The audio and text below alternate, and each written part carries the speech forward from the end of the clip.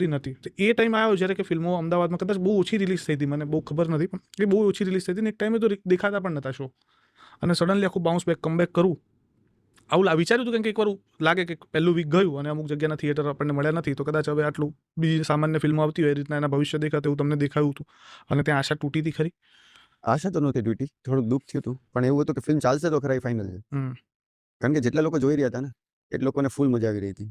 આપણે ખબર થિયેટર વિઝિટમાં જતા એ લોકો ફૂલ કેવું થતું સાહેબ કે અમે થિયેટર વિઝિટમાં જઈએ અને 50-70 લોકો બેઠા હોય અને એ લોકો એટલા પાગલ થઈ જાય, ભગવાનને જોઈને પગે લાગે, આને જોઈને મતલબ એ અદ્ભુત રિસ્પોન્સ આપે.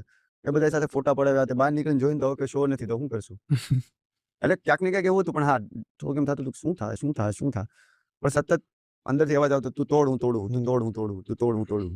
એટલે એક શો હોય કે કોઈ બી શો હોય ભરવાની ટ્રાય કરીએ, લોકોને મોકલીએ કે કહીએ કે આ જાઓ એમ કરતા કરતા સાહેબ એક ટાઈમે 4-5 શો હશે ગણીને બધી 2200 શો છે સર આજે. એટલે કેવડી